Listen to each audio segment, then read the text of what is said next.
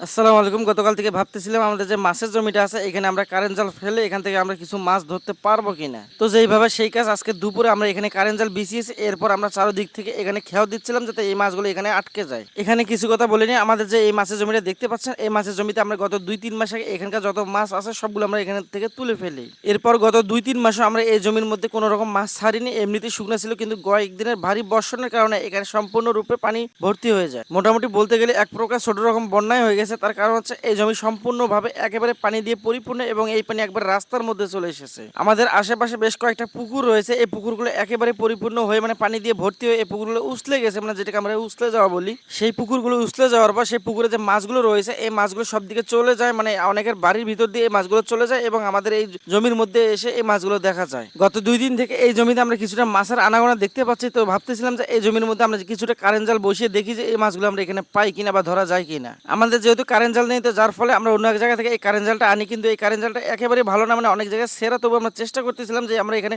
বসিয়ে দেবো, যদি এর পরবর্তীতে এখানে কোনো মাছ আমরা দেখতে পাই বা ধরতে পাই। কারেন্ট জালটা আমরা এইভাবে এখানে বিছিয়ে দিয়েছি। এর পরবর্তীতে আমরা চতুর্দিক থেকে এখানে আমরা পানি দিয়ে খেয়াও দিচ্ছিলাম যাতে এই মাছগুলো এখানে চলে আসে। কিন্তু আমরা বরাবরই হতাশ, আমরা এখানে একটা মাছও পাইনি। তবে একটা মাছ আটকে ছিল, সেটা আমরা ধরতে পারিনি। তো আমরা বেশ কয়েকবার খেয়াও দেওয়ার পরে এখানে আর মাছ আমরা তেমন পাইনি। এভাবে মাছ ধরতে পারবো না সেটা আগে থেকেই জানি। তার কারণ হচ্ছে এই জালটার বেশ কয়েক জায়গায় সেরা, আর দ্বিতীয় কথা হচ্ছে এই পানিটা একেবারে স্থির অবস্থায় আছে, মানে এখানে কোনো স্রোত নেই। যেহেতু এখানে পানির গভীরতা মোটামুটি বেশি, মানে একেবারে পরিপূর্ণ, সেক্ষেত্রে এখানে মাছ আসার সম্ভাবনা বা এই জালে আটকার সম্ভাবনা খুব একটা বেশি নাই। তবুও আমরা বারবার চেষ্টা করতেছিলাম যদি খেয়াও দিয়ে এখানে কোনোভাবে মাছ আটকানো যায়, কিন্তু আমরা বেশ কয়েকবারে হতাশ যে এখানে আমরা একবারের জন্য মাছ আটকাতে পারিনি। তো আমার সাথে আমার এক ছোট ভাই সাইদ ছিল, তো সে বললো যে ভাই এভাবে রেখে দেন, যে মানে জালটা এভাবে রেখে দেন, আমরা 10-15 মিনিট পরে আবার এখানে নামবো, এরপর দেখবো আমাদের এখানে আর মাছ আটকে কিনা। গত 2 দিনে আমরা এখানে বেশ বড় বড় সাইজের মাছের আনাগোনা দেখতে পেয়েছি। মানে যারা মাছ চাষ করেন তারা তো বুঝতেই পারেন, বা এমনিতে যারা মাছ দেখেন তারা বুঝতে পারেন যে পানির মধ্যে কি রকম ভাবে এই পানিগুলো নাড়াচাড়া করে। ঠিক তেমন ভাবে এই মাছগুলো এরকম ভাবে দেখা যাচ্ছিল। তো আমরা এখানে যেহেতু পানি বেশি, সেক্ষেত্রে এখানে মাছ না ওঠার সম্ভাবনা খুব একটা কম।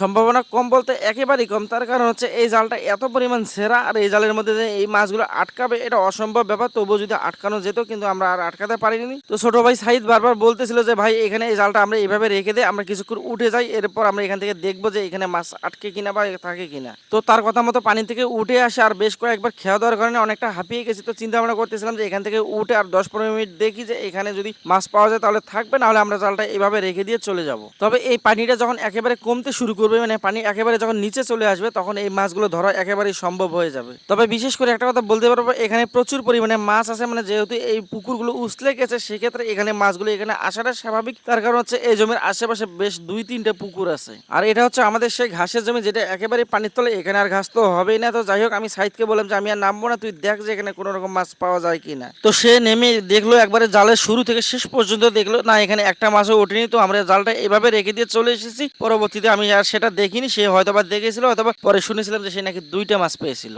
ইনশাল্লাহ এই জমির পানি যখন শুকিয়ে যাবে তখন আমরা এই মাছগুলো ধরবো, নিজেরা দেখবো এবং আপনাদেরকেও দেখাবো। তো সে পর্যন্ত অপেক্ষা করতে থাকেন। আসসালামু আলাইকুম ওয়া রাহমাতুল্লাহি ওয়া বারাকাতুহু।